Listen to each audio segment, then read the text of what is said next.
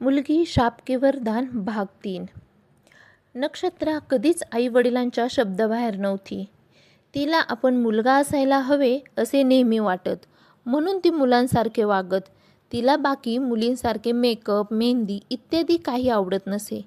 तिला मुलींमध्ये होणारे बदल देखील एवढे कळत नसत. आता नक्षत्रा 10वीला 85% पास झाली होती आणि शाळेत पहिली आली होती. आई आणि वडील दोघेही खूपच खुश होते. त्यांना मुलीला शिकवले तर तिने नाव कमवले असे वाटत. पण कर्मठ विचार त्यांची पाठ सोडत नव्हते.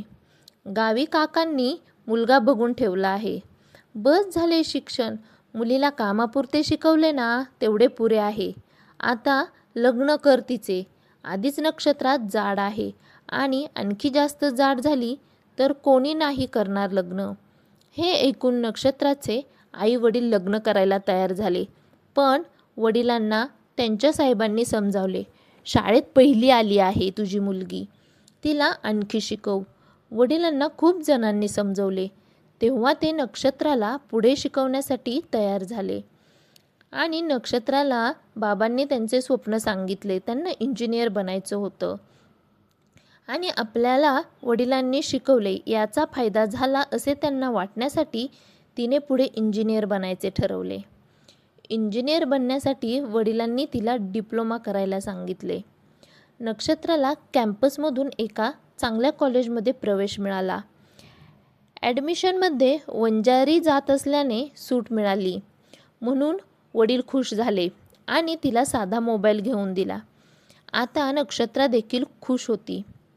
आपल्याला शिक्षण घेता येईल म्हणून नवीन कॉलेज, नवीन मित्र-मैत्रिणी, नवीन शिक्षक, नवीन शिक्षण, सर्व काही नवीन असेल. पण तरीही तिला मनातून थोडी भीती वाटत होती, पण तिने व्यक्त केली नाही. नवीन जागा असली तरीही नक्षत्राने तिची जागा लवकर सर्वांच्या मनात हुशारीने आणि मनमोकळेपणाने बनवली. तिला थोड्याफार मैत्रिणी होत्या. त्या मैत्रिणी तिची तोंडावर स्तुती करत पण मनात जळत. पण इथे नक्षत्राचा एक मुलगा बेस्ट फ्रेंड बनला. त्याचे नाव केशव. अगदी साधा, सावळा, मनमिळाऊ, हडकुळा आणि सर्वांना मदत करणारा. शिक्षणासाठी मालेगाववरून नाशिकला आलेला. नक्षत्र आणि केशवची ब्रांच वेगळी असून देखील ते खूप चांगले मित्र बनले. तिचे जाडसर शरीर यष्टीत कधीच अडसर आली नाही. तो तिला मनातून चांगले ओळखत. दोघेही समोरासमोर क्वचितच भेटत, पण रात्री सर्व झोपल्यावर मेसेज करून खूप बोलत. नक्षत्राला केशवने इतर मुलींसारखे चालायला, बोलायला, नटायला शिकवले. नक्षत्रा थोडी जाडजूड असली तरी इतर मुलींसारखी सुंदर मुलगी बनली होती. एक दिवस नक्षत्राला त्याने माझी भविष्यातील बायको होशील का विचारले. नक्षत्राला काय उत्तर देऊ कळत नव्हतं, पण तिला देखील तो आवडत होता.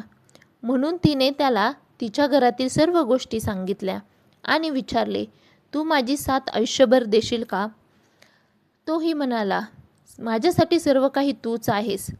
परत आता कधीच साथ सोडणार नाही. तुला एकटे वाटेल असे कधी वागणार नाही. मग तिथून दोघांचाही प्रेमप्रवास सुरू झाला. नक्षत्राच्या घरी कळू नये आणि इतर कोणालाही कळू नये म्हणून दोघे समोरासमोर फक्त 2दाच भेटले. पण तरीही त्यांचे प्रेम कधीच कमी झाले नाही. त्यांचे शारीरिक प्रेम नव्हते. लपून रोज समोरासमोर एकमेकांना बघता यावे यासाठी काहीही कारण काढून एकमेकांना पाहूनच खुश होत होते.